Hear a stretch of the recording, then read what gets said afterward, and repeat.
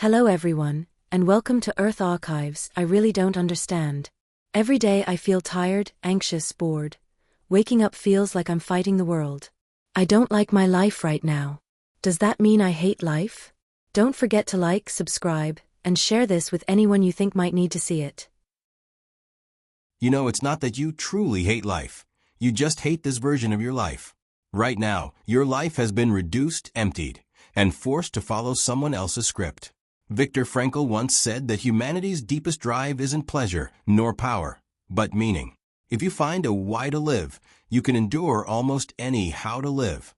Your unhappiness isn't life's fault. It's the lifestyle you're living that oppresses you. Your soul is quietly calling. You just haven't noticed yet. So, it's not that I really don't want to live, it's just that life has become suffocating? Exactly. Many people blame anxiety, boredom, and powerlessness on life itself. But the real difference is how you relate to your own existence. Frankl didn't discover this from a study or a library. He saw it firsthand in concentration camps, in the hell of life and death situations.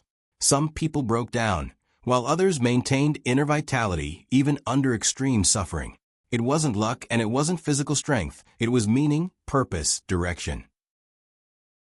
But meaning sounds so abstract. How do I find it? My days just drift by, and I almost forget who I'm living for. Frankl gave us 3 paths to find meaning even in adversity. The first is through creation. What have you made, built, or contributed? It could be an artwork, a project, or a courageous act. When your energy is invested in something that transcends short-term pleasure and connects to higher values, you feel life's direction and depth. This isn't about efficiency or productivity. It's about your actions expressing your authentic self. So if I focus on the creative things I truly want to do, I won't feel empty anymore? Not instantly, but gradually, you'll feel a sense of power flowing, reminding you that you're leaving a mark. You're living as yourself. The second path is through experience. Not hedonistic pleasure, but the real experience of existence. Deeply connecting with others, loving someone, appreciating nature, or living through vulnerable moments. These experiences pull you out of self-centeredness and connect you to something greater. Even in suffering, you feel life's depth.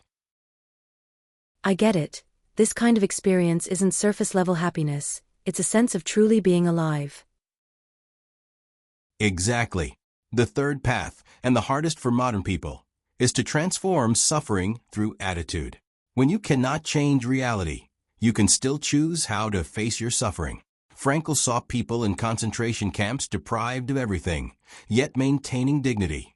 They gave meaning to their pain and transformed tragedy into inner strength. This isn't romanticizing suffering, but ensuring it isn't wasted.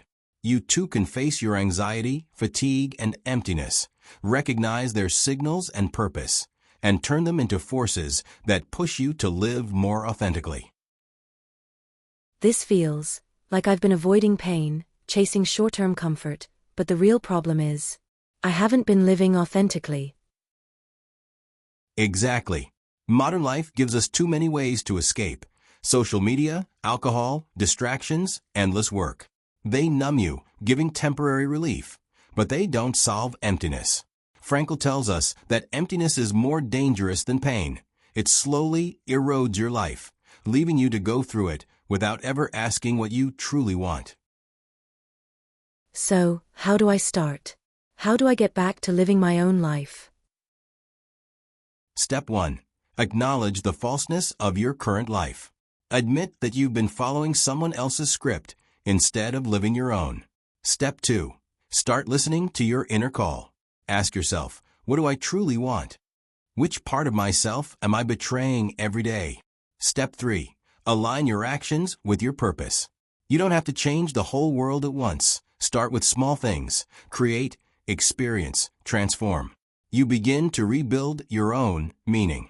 These 3 paths aren't magic. They're an invitation, an entryway into living authentically.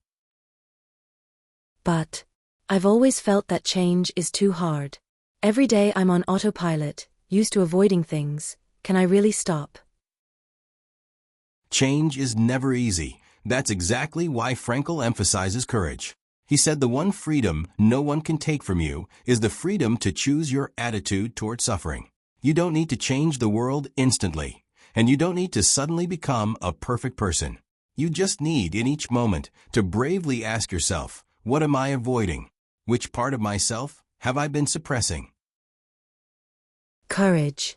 I don't think I've ever truly been honest with myself. That's exactly why most people feel trapped. We confuse comfort with avoidance, numbing ourselves with busyness, socializing, entertainment, or small pleasures. But these are only temporary anesthetics. True courage is being willing to face your pain, face your emptiness, face yourself. Admit that your current life is not what you truly want, instead of pretending everything is fine. But if I start seeing the truth, I'm afraid I'll collapse. That's normal. That feeling of collapse is a signal that your soul is awakening. Frankl observed the most extreme examples in concentration camps. Some people broke down after losing everything, while others, even in immense suffering, maintained their dignity, sometimes saving the last piece of bread for a weaker fellow prisoner. Why? Because they had a why, a purpose that carried them through. Your task is to find your own why, even if it starts with the smallest step.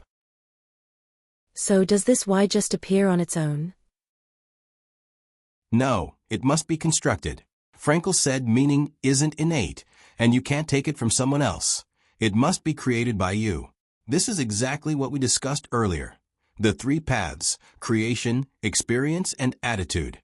You need to see your suffering, anxiety, and emptiness as signals telling you you're living a life that isn't yours. When you start listening and taking action, your why will slowly emerge. So suffering isn't just suffering, it's a guide? Exactly. When suffering is connected to meaning, you can transform it. That is Frankl's core wisdom. Modern people fear pain, which is why so many seek temporary escapes. But those anesthetics never resolve emptiness, nor can they create meaning. Only by facing it and transforming it into inner strength can you truly live, rather than just breathe. So where should I start? How will I know when I've begun walking this path? The simplest place to start is to ask yourself one question. What am I truly doing with this life? This isn't about a simple plan, nor finding an immediate answer. It's a question that can change everything. It forces you to take off your masks, to see your true desires. From this point, every choice you make can align with this question. You're no longer just living. You're truly becoming yourself. Then, can I start with small actions every day? Absolutely. You don't need to reshape your life overnight. Start small, and let each action align with your why. It could be a creative project, a deep conversation, a courageous act. As you accumulate these moments, you'll feel your life flowing. You begin participating in life, instead of being consumed by it. It feels like I finally have direction. That's the core message from Frankl. We don't hate life itself. What we hate is the silent betrayal of ourselves every day, the hollow repetition and pretending. When you start listening to yourself, start constructing meaning, you reclaim freedom. This freedom isn't material, it's of the soul. It's the one right that can never be taken from you. I think I'm ready to start asking myself that question. Excellent. That's the first step. Remember, you don't need a new life. You just need to live your life differently. From today on, align every choice with your purpose. See pain, anxiety, and emptiness as signals, not enemies. They will guide you, helping you step out of autopilot and into your true self. Then I'll start now. I'll live with purpose, no more avoidance. You're already on the path. Every time you ask yourself, what am I truly doing with this life? It's a rebirth. You'll gradually realize that what truly matters isn't your environment, nor other people's opinions. It's the connection between you, your life, and your meaning. That is a why only you can understand. If you feel the power of these words, or if they touch your heart, remember to like, subscribe, and share with anyone around you who needs to face reality.